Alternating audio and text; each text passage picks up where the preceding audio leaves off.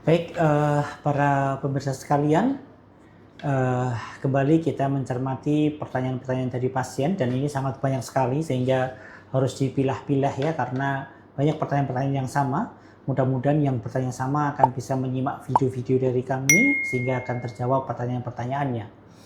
Ini pertanyaan yang cukup luas sebetulnya, dokter. Kenapa sih sekarang banyak sekali penyakit autoimun muncul gitu? Dulu perasaan tidak banyak ada penyakit autoimun, kenapa sekarang jadi banyak yang muncul? Ya, ya ini pertanyaan yang bisa dijawab dari beberapa hal ya. Yang pertama adalah karena tingkat pengetahuan masyarakat sekarang sudah mulai berkembang maju, sehingga yang dulunya tidak kenal penyakit autoimun sekarang jadi kenal. Gitu. Dulu mungkin sudah banyak penyakit autoimun tapi tidak dikenali sebagai autoimun.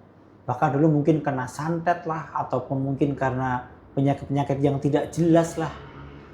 Tapi sekarang karena sudah mulai berkembang, sudah mulai banyak ceramah-ceramah, podcast-podcast tentang autoimun, orang sudah mulai sadar nih.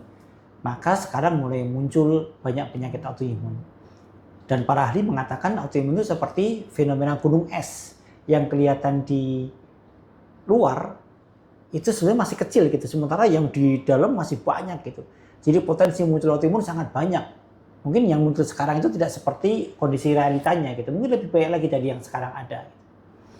Jadi tingkat pengetahuan semakin banyak sehingga orang semakin aware terhadap keluhan dan kemudian diperiksakan ternyata autoimun.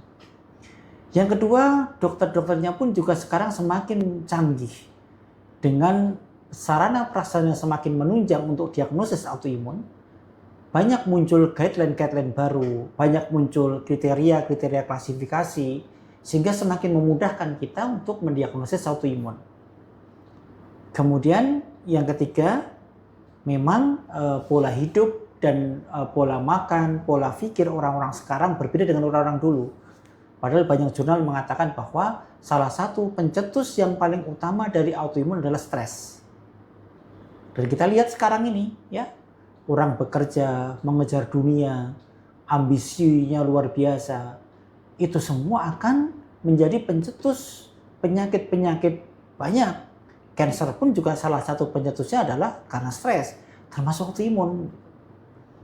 Maka orang yang bekerja dari berangkatnya sebelum matahari terbit, pulangnya setelah matahari terbenam, ini tentu dengan beban kerja yang sangat besar, stres setiap saat, ya. Maka ini tentu akan memunculkan penyakit-penyakit baru termasuk autoimun. Kemudian pola makan, kita lihat pola makan sekarang berapa banyak makanan-makanan fast food, junk food yang banyak zat pengawetnya, ini pun juga pencetus. Mulai berkembang virus terlalu banyak. Virus ini merupakan salah satu pencetus yang sangat kuat juga untuk autoimun muncul gitu. Termasuk yang kita kenal adalah virus SARS-CoV-2, COVID-19. Ini sudah disepakati para ahli bahwa SARS-CoV-2 merupakan virus autoimun karena dia akan memunculkan autoimun dengan cukup kuat. Sehingga ada istilah yang disebut dengan ASIA syndrome, autoimmune syndrome induced by adjuvant ASIA, ASIA, autoimmune syndrome induced by adjuvant. Autoimun yang diinduce, dipicu oleh adjuvan. Adjuvannya apa? Termasuk virus SARS-CoV-2. Maka mulai muncul dan ini banyak sekali saat ini ya. Orang-orang yang dulunya sebelum COVID tidak ada keluhan apa-apa, begitu terkena COVID kemudian terjadi autoimun. Kayak tadi pagi saya baru dapat pasien juga, seorang dengan terkena COVID pada waktu itu, setelah itu sesak terus nafasnya, tidak pernah kendor sampai dengan sekarang, dan mulai muncul nyeri-nyeri di sendi, mulai muncul ruam-ruam di wajah, mulai muncul rambut rontok dan seterusnya, yang itu semua tanda-tanda autoimun, maka kita curigai sebagai autoimun.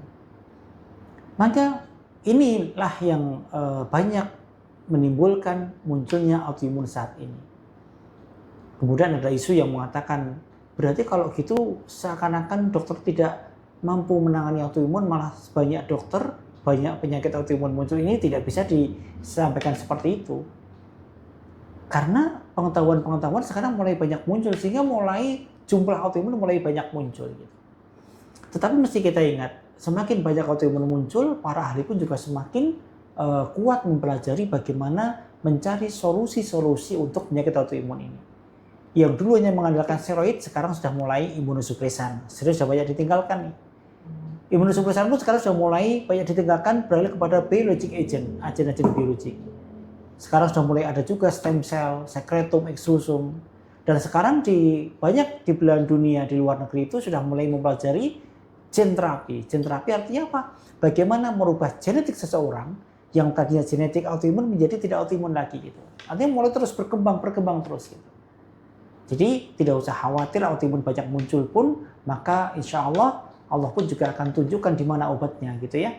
Karena kita percaya bahwa disampaikan tidaklah Allah turunkan penyakit kecuali Allah pasti turunkan obatnya. Tetapi obatnya memang kadang masih disembunyikan, dirahasiakan, kadang yang Allah tunjukkan kepada seseorang.